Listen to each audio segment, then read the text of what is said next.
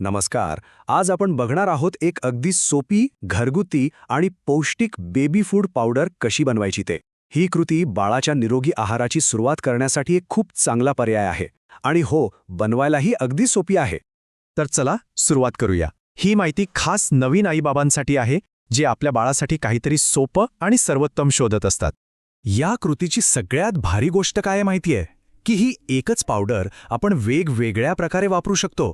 यामुळे वेळ तर वाचतोच, पण बाळाला प्रत्येक जेवणात काहीतरी नवीन आणि पौष्टिक चवही मिळते. तर मग बघूया ही पौष्टिक पावडर बनवण्यासाठी आपल्याला काय काय लागतंय. तुम्ही बघाल की हे सगळं साहित्य आपल्या स्वयंपाकघरात अगदी सहज मिळतं. आपल्याला फक्त 3च सोप्या गोष्टी हव्यात. 1.5 वाटी गव्हाचा सुजी रवा, जो बाळाला ऊर्जा देतो. 1/4 वाटी मूग डाळ, जी प्रोटीनने भरलेली असते. आणि फक्त 2 टीस्पून शेंगदाणे, जे चांगल्या फॅट्सचा स्रोत आहेत. आहे की नाही सोपं? साहित्य तर आपण पाहिलं. आता वळूया कृतीकडे. अजिबात काळजी करू नका.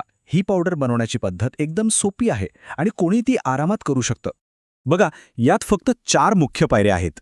पहिलं म्हणजे सगळे जिन्नस मंद आचेवर वेगवेगळे भाजून घ्यायचे. दुसरं, ते पूर्ण थंड होऊ द्यायचं. तिसरं, थंड झालं की मिक्सरमध्ये एकदम बारीक दळून घ्यायचं. आणि चौथं, ही पावडर चाळून एका हवाबंद डब्यात भरून ठेवायची. झालं. हो, पण एक गोष्ट नक्की लक्षात ठेवा. साहित्य भाजताना गॅस नेहमी मंद आचेवरच हवा. कारण जास्त आचेमुळे साहित्य जळू शकतं आणि त्यातील जी काही पोषण मूल्य आहेत ती नष्ट होऊ शकतात. ही एक छोटीशी पण खूप महत्त्वाची टीप आहे बरं का.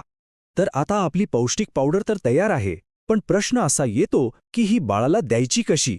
चला, आता तेही पाहूया. ह्या पावडरची गंमत अशी आहे की ती वेगवेगळ्या प्रकारे वापरता येते. त्यामुळे बाळाच्या जेवणात व्हरायटी तर येतेच, पण त्याला वेगवेगळ्या चवींची ओळखही होते.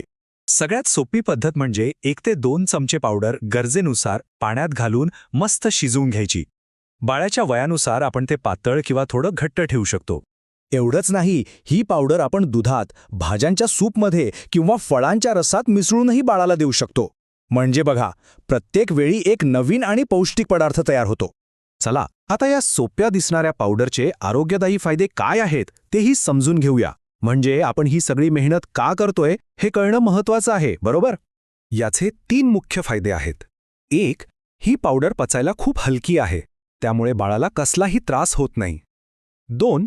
ती पोषण मूल्यांनी भरलेली आहे. आणि 3. सर्वात महत्त्वाचं म्हणजे ती बाळांसाठी अगदी योग्य आहे. थोडक्यात सांगायचं झालं तर ही एक सोपी, घरगुती आणि पौष्टिक पावडर आहे, जी बाळाच्या आयुष्याची निरोगी सुरुवात करण्यासाठी एक खरंच खूप चांगला पर्याय आहे. या सगळ्यानंतर एक प्रश्न मनात नक्की येतो की बाळाच्या आहारासाठी अशीच दुसरी सोपी आणि घरगुती कल्पना कोणती असू शकते? विचार करण्यासारखी गोष्ट आहे, नाही का?